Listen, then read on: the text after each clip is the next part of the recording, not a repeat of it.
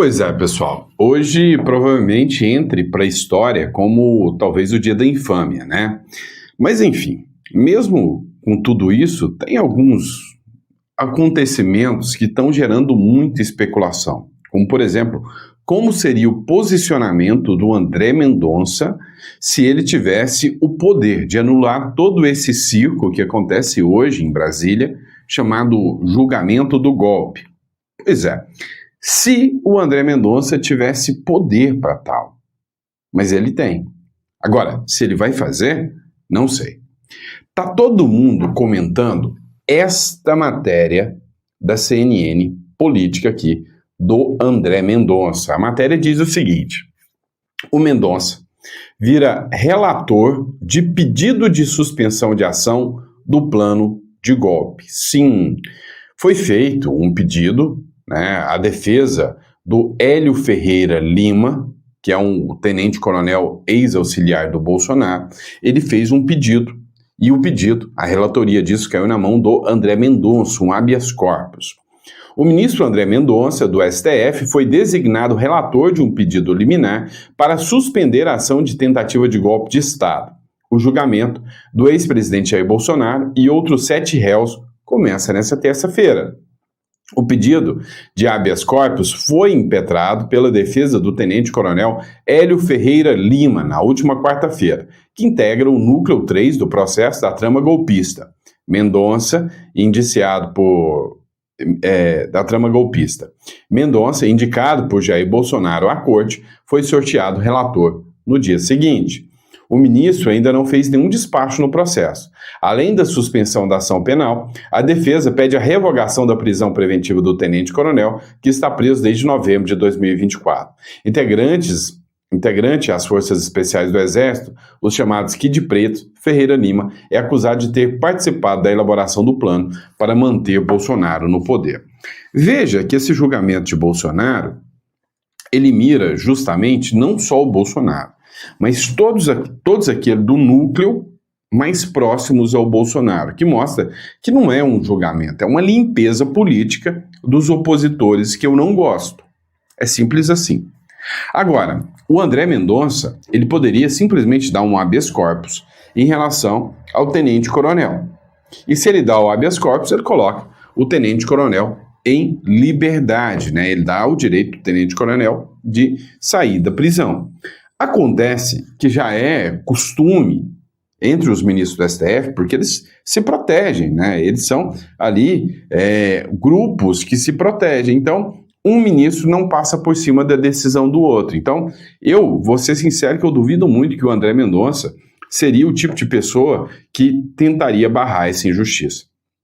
Agora, a maior especulação é que tem o pedido também de anulação da delação do Mauro Cid, que caiu na relatoria do André Mendonça. O André Mendonça também poderia decidir pela anulação da delação premiada do Mauro Cid. Delação é essa que a gente sabe, é cheia de aberrações, é cheia de absurdos, é cheia de arbítrios. Então, poderia acontecer também o pedido de anulação da delação do Mauro Cid, tá? Agora vamos lá, vamos acompanhar outro trecho aqui também. Agora vamos falar de Felipe Martins. É o seguinte, o Eduardo Bolsonaro fez uma publicação. Nessa publicação, o Eduardo Bolsonaro cita, né, o caso Felipe Martins. Dá uma olhada o que ele fala aqui sobre este caso. Aconteceu hoje aqui nos Estados Unidos a audiência na Justiça Americana sobre o caso Felipe Martins. Boa notícia, número 1, o juiz dará prosseguimento à ação porque entende legítima, entende que há uma justa causa para que ela prospere. Ponto número 2, as autoridades americanas já reconhecem que a entrada de Felipe Martins nos Estados Unidos foi indevida, foi falsa. E ponto número 3, haverá em breve uma audiência de instrução e julgamento, que em bom português significa que a advogada de Felipe Martins vai poder perguntar diretamente às autoridades americanas toda e qualquer questão que ela tenha. E ponto número 4, está ainda mais perto de que seja interrogada a autoridade americana que fez essa inserção falsa. Mais adiante, certamente, dessa história, a gente vai ver autoridade brasileira incorrendo em crime federal nos Estados Unidos. Isso é seríssimo. Isso daí dá cadeia, isso aí dá perda de visto, isso dá muitas outras consequências para todos os envolvidos. É por isso que o STF adiantou, para botar pressão, adiantou a oitiva do Felipe Martins sobre as questões de golpe de Estado. Ele é um perseguido que jamais deveria ter sido preso, mas agora, ao que parece, quem pode ir para a cadeia são as autoridades brasileiras que abusaram do seu poder. Aconteceu hoje aqui... Pois é. Isso aqui, esse caso do Felipe Martins, já aconteceu há alguns dias. Tá? Mas por que foi importante essa republicação? Né? O Eduardo Bolsonaro republicou esse vídeo. Por que isso aqui chama muito a atenção? É o seguinte, hoje, o caso Felipe Martins, com certeza, pode e será utilizado contra autoridades brasileiras aqui. E aí é algo que pode dar prisão. Ontem eu noticiei para vocês uma matéria do jornal Metrópolis, onde o Eduardo Bolsonaro questiona ao Donald Trump que as sanções da lei Magnitsky que estão sendo aplicadas aqui, elas não estão dando efeito e o resultado que o Eduardo Bolsonaro esperava, não está dando aquele resultado aguardado pelo Eduardo Bolsonaro, e o Alexandre de Moraes não sentiu impacto nenhum, devem ter criado um cartão corporativo para ele, e ele só não pode mais ir para a Disney e nem viajar para a Europa, mas isso não vai mudar a vida dele, é o que diz o Eduardo Bolsonaro. Vamos lá, bora partir para outra matéria. Matéria do Pleno News agora. A China propõe uma nova ordem mundial ao lado da Rússia e da Índia. E adivinha quem vai estar do lado? Adivinha? Você já sabe. Brasil, o presidente da China, Xi Jinping, propôs nesta segunda-feira a criação da iniciativa da Governança Global, IGG, possível embrião de uma nova ordem mundial. A proposta foi divulgada durante o encontro com a presença de 20 líderes de países não ocidentais, incluindo o russo, Vladimir Putin, e o indiano, Narendra Modi, o Narendra Modi. Olha, a gente está escalando numa velocidade muito rápida por uma mudança global gigantesca. Tá? Uma mudança que, sem sombra de dúvidas, vai impactar a história como a gente conhece, vai impactar o mundo como a gente conhece. E aí, assim como o Foro de São Paulo sempre foi tratado como uma teoria da conspiração, coisa de conspiracionista, essa questão da nova ordem mundial, eu lembro, quando eu era jovem ainda, eu devia ter uns, 17 anos, por aí, viralizou a época, assim que começou a internet viralizar, viralizou um grupo de vídeos, alguns vídeos de um cara que tinha uma voz bonita, e ficava falando da nova ordem mundial, dos Illuminati. Você lembra desses vídeos? Eu não lembro o nome do cara, isso já tem o quê? 20 e tantos anos. E ele ficava falando, dos Rockefeller, da nova ordem mundial, e todo mundo falando, nossa, todo mundo assustado. Depois a internet meio que popularizou, e aí todo mundo, isso é coisa de teoria da conspiração. Pois é, coisa de teoria da conspiração é o caramba. É igual a questão do próprio Foro de São Paulo, que todo mundo falava que era conspiração. Quando riram do Cabo Daciolo, falando dos caixões da FEMA, que teria um extermínio em massa de pessoas, e aí logo depois veio o quê? A pandemia. Então, tudo para eles é teoria da conspiração. Mas enfim, eu acredito sim que estão loucos para criar uma nova ordem mundial, onde eles vão te dominar e você não terá um pingo de liberdade. Você não poderá, escolher nada na sua vida mais. Eles vão dominar tudo. Pode ter certeza que eu temo isso sim. E você? Tem medo da nova ordem mundial ou não? Coloca no comentário que eu quero saber. E é bíblico, Vamos falar que é bíblico. Vamos lá, matéria da CNN. Depois da Advocacia Geral da União ameaçar processar o Eduardo Bolsonaro e todo mundo que postou vídeo sobre o Banco do Brasil, enfim, governo Trump prepara novas medidas contra o Brasil. CNN.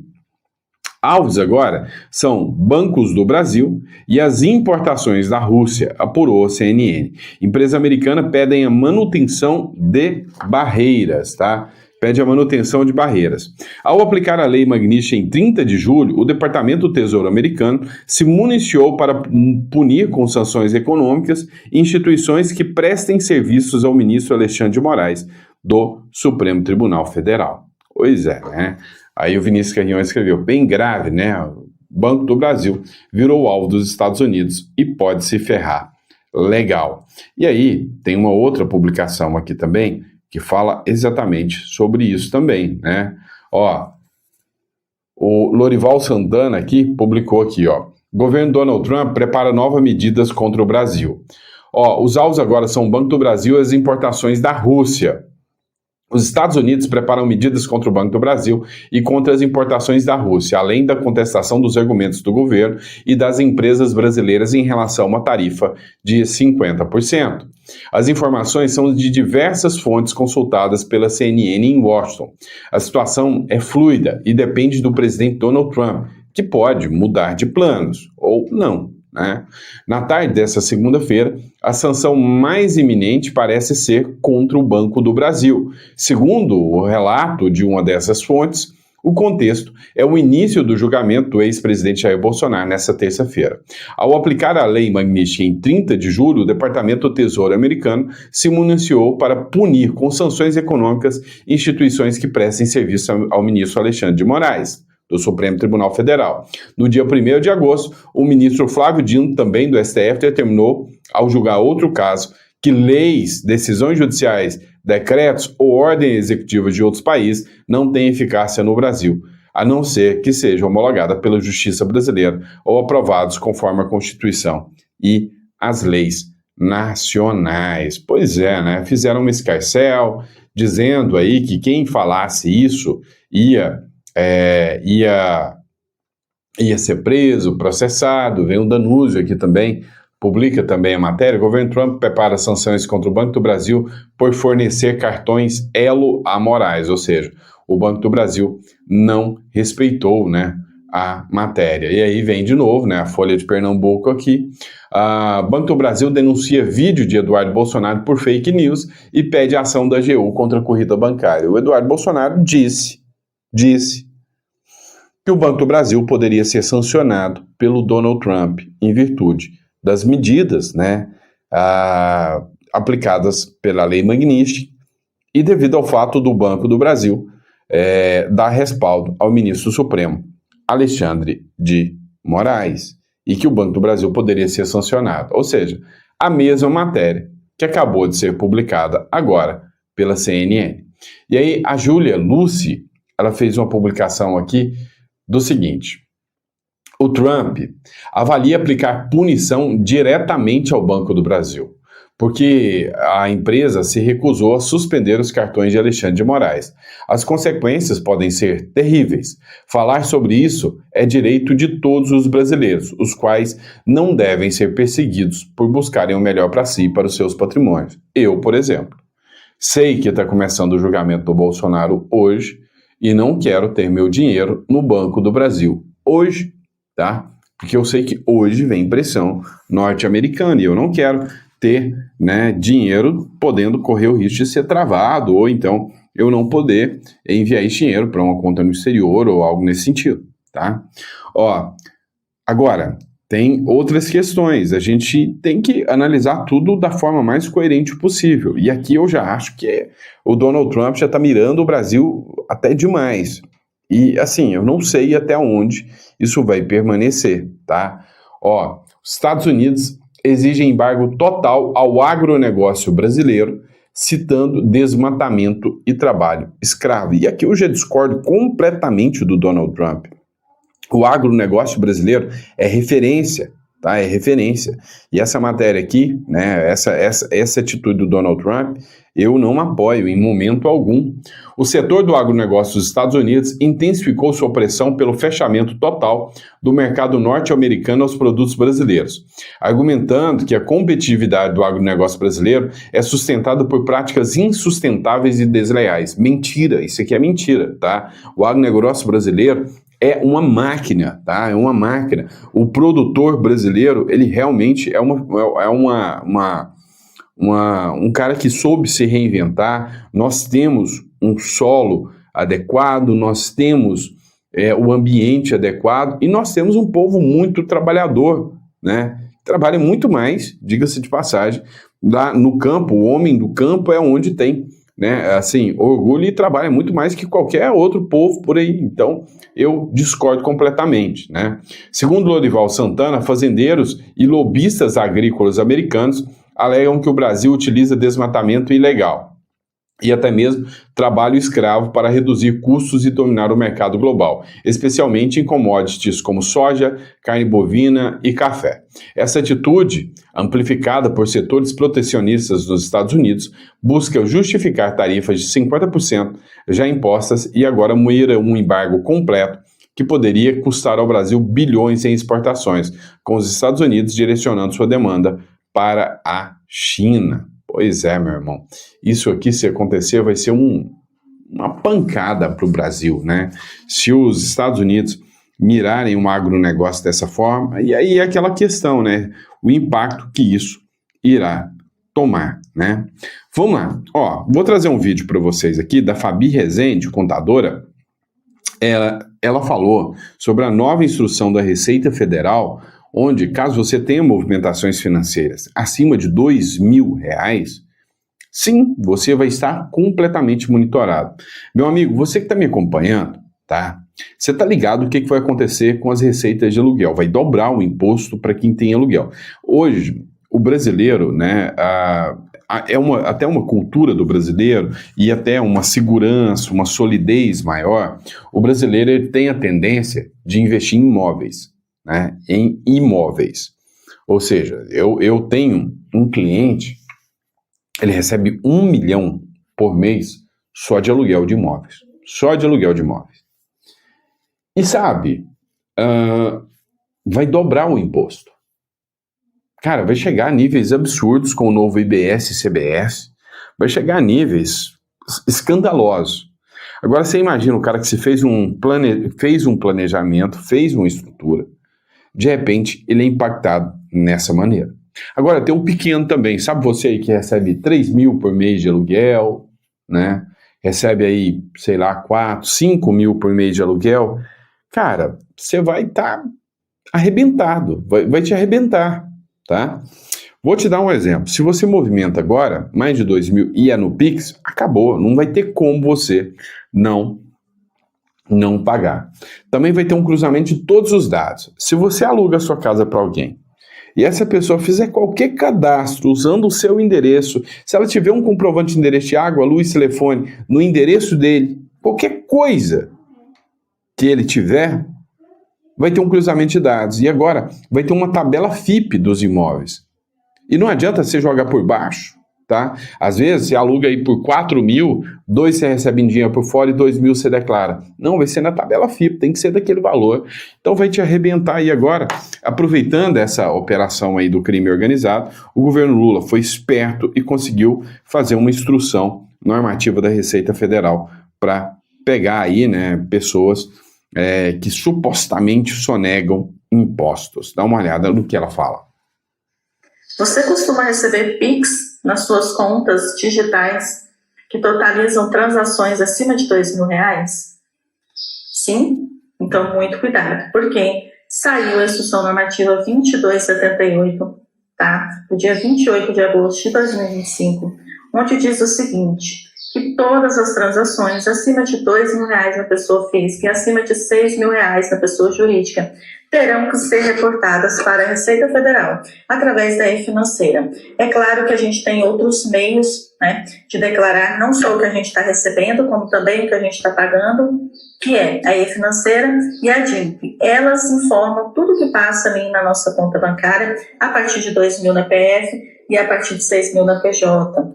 Então, se você costuma receber esses valores e não declarar, muito cuidado, porque agora está na instrução normativa, mesmo depois de alguns meses eles terem tentado fazer isso, deu aquela confusão. Agora é certo, agora a instrução normativa já saiu, já está valendo, tá? Então, todas as operações, as transações, né, transações que passarem aí pela sua conta acima de R$2.000 na PF vai ser informada na E-Financeira. Muito cuidado, principalmente se você tem MEI e não costuma declarar o valor correto do seu faturamento. Ou se você tem uma empresa do Simples e fica recebendo na PF, recebimento de clientes e não declara na PJ. Ou até mesmo se você recebe na PJ e não declara. Muito cuidado, porque agora é lei, está na Instrução Normativa 2278, tá? E tudo vai ser informado para a Receita Federal. Os bancões já eram informados, mas agora também essa obrigatoriedade se estende para todas as fintechs, para todas as contas digitais. Agora o que eu quero saber é o seguinte, como você enxerga essa notícia? Conta aqui para mim. Coloca no comentário aí, pessoal. Olha, é simples. Hoje há um posicionamento bem mais pesado por parte do governo em arrecadar. E assim, ele está minando o produtor, ele está minando quem produz no Brasil hoje. Hoje, eu vou ser sincero, daqui a pouco você não vai aguentar mais ter o seu mercadinho, você não vai aguentar mais ter sua pizzaria, sua hamburgueria, e você não vai aguentar, que é o que te sustenta, né? Então, assim, eu não sei o caminho que a gente vai parar com esse Brasil, não, sinceramente, né? Vamos lá, vamos falar dos Estados Unidos. Conselheiro de Trump prevê fim dos Estados Unidos se a Suprema Corte derrubar as tarifas. Pois é, vocês estão ligados que teve um tribunal lá nos Estados Unidos que deu que as tarifas do Donald Trump são ilegais, mas não suspendeu. O Trump recorreu à Suprema Corte e o Trump falou, vocês decidindo ou não decidindo, as tarifas continuarão. Eu não vou obedecer vocês.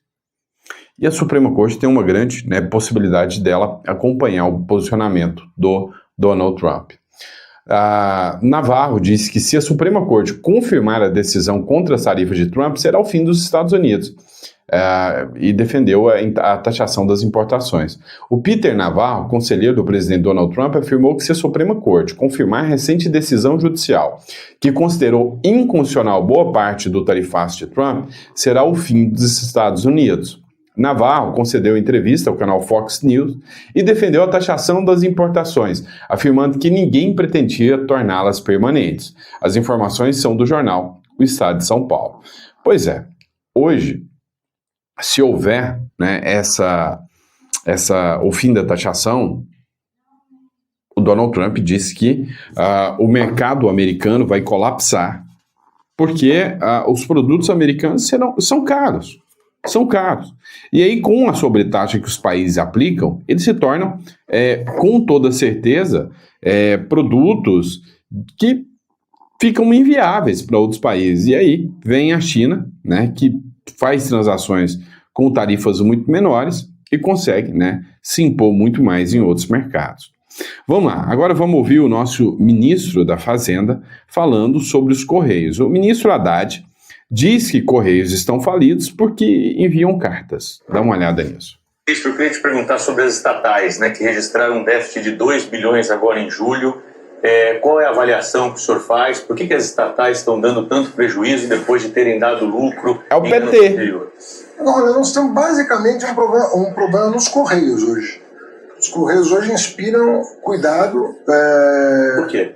Porque houve a quebra do monopólio, houve a quebra do monopólio, e hoje o Correio está com um passivo de ter que entregar as cartas para quem usa ainda o Correio nas regiões mais remotas do país. Você mandar uma carta de São Paulo para o interior da Amazônia, o Correio vai lá e entrega pelo valor do selo, e aquilo ali não se paga. Imagina, não tem como você pagar com o selo mandar uma carta física para o interior de uma região longínqua do país. Então, o Correio tem um problema estrutural, que é o enorme subsídio daquilo que ficou para ele. Porque quem concorre com o Correio não tem nenhuma obrigação de entregar a carta. Ele só faz pelo preço que compensa. Então, olha a situação paradoxal que nós criamos. Quebrou-se o monopólio, o Correio ficou com uma obrigação, e ele não tem funding para custear o subsídio. Mas a mudança da lei das estatais não está relacionada a isso, não? Não. Enquanto todos os concorrentes do Correio vão pegando o filé mignon, a picanha, e vão deixando o Correio com o osso, para o qual ele não tem recursos para subsidiar. Então esse é o problema que o Correio está enfrentando, que é um problema também estrutural. Ele está tentando se reinventar, mas hoje a concorrência internacional, inclusive em relação aos Correios, é monstruosa. Monstruosa. Ministro, Com esses marketplaces, Mercado Livre, Amazon, todos eles. E a saída para a sobrevivência qual é? Está se discutindo agora, mas é uma questão importante. A MGI, que é o Ministério da Gestão e Inovação, puxou para si a equação e tem conversado com a Fazenda, com a Casa Civil. Ministro, eu queria te perguntar sobre as estatais. É impressionante como tem gente que acha que há uma capacidade ainda para que esse sujeito seja ministro da Fazenda, né? Você tá de sacanagem. Ah, não, mas por quê? Porque manda carta para os lugares. O Ciro Gomes já falava sobre isso, tá? Sobre a questão dos Correios. E sim, é um problema de adaptação dos Correios, porque você vai mandar uma encomenda, imagina você mandar uma encomenda onde essa encomenda vai chegar lá em Cabrobró, né? Nem sei se existe Cabrobró, tá? Tô usando o exemplo, lá no interiorzinho do Goiás. E aí é os Correios que tem que fazer essa entrega, porque nenhuma outra grande empresa quer fazer essa entrega lá para os Correios. Mentira! Mentira! Isso é uma conversa fiada sem tamanho. Deixa eu explicar uma coisa para vocês. Qualquer um quer fazer as entregas. E aí ela tem um custo operacional, onde dentro do sistema, ela, se é uma cidade pequena, ela vai ter um veículo destinado, que vai lá uma vez por mês, ele não vai todos os dias. Não é a carta que está chegando lá que vai deixar o correio tão caro. Até porque a gente tem essa tragédia no governo a partir de 2023, né? E antes de 2023, o correio apresentava recordes e recordes de lucro. Então, o grande ponto que eu coloco para vocês é, mas por que o governo apresentava recorde de lucro se o correio também mandava cartinha lá para Cabrobró? E se também, mesmo nesse período, já tinha a Amazon, já tinha os marketplaces aí da vida do mesmo jeito. A Magazine Luiza é um marketplace existente há muito tempo. Por que na época do Bolsonaro, do Paulo Guedes, os Correios funcionavam e davam recorde de lucro? E na época do governo Lula, não dá recorde de lucro. É a cartinha que eles continuam mandando para fora? Não, isso aí chama incompetência mesmo, tá? Incompetência. Foi a taxinha das blusinhas que alcançou menos da metade do impacto financeiro que eles queriam, mas todo mundo parou de comprar, tá? Todo mundo parou de comprar. Antes, minha esposa comprava o dobro de coisas da Shein. Agora ela compra metade, mas eu tenho que pagar o dobro. Então, resumindo, caiu pela metade o número de entregas do correio, chegava tudo pelo correio. E aí, já tinha um sistema, chegava pelo correio, o pessoal pegava lá do correio levava, entregava, pronto, estava resolvido. Agora, resumindo, o que eles fizeram? Deixaram na mão dos petistas. E aí, qual que é o resultado? Destruir tudo. Vamos lá. Sobre as ações que estão acontecendo, está todo mundo lá do STF com medo do 7 de setembro. O Silas Malafaia fez uma convocação para o 7 de setembro. Acabou de sair uma publicação agora do CNN dizendo o seguinte: o governo vai monitorar toda e qualquer manifestação da direita até 7 de setembro agora, até que o julgamento do Bolsonaro se encerre. Medo, né, do povo da direita. O governo federal está em alerta máximo. O governo petista decidiu monitorar as manifestações convocadas para o próximo domingo em meio ao julgamento do ex-presidente Jair Bolsonaro. O receio é de que os protestos relativos ao Dia da Independência, agora no domingo, sejam utilizados como pretexto para tumultos sociais no próximo final de semana.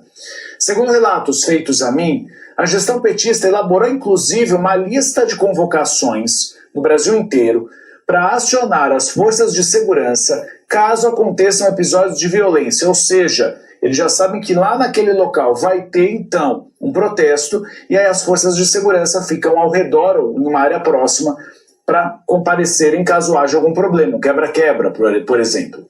No próximo domingo, a Praça dos Três Poderes, por exemplo, vai ter reforço na segurança diante do receio da atuação dos chamados lobos solitários.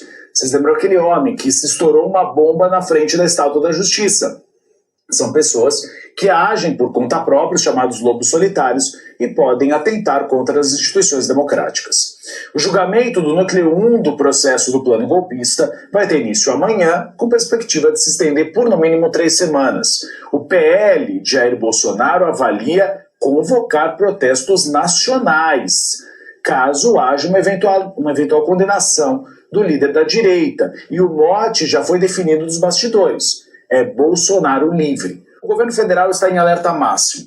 Pois é, tudo normal, mas plena democracia, né? Você tem uma democracia onde um lado político se manifesta, é monitorado. O outro lado político pode manifestar à vontade, né? Isso aí eles chamam de democracia.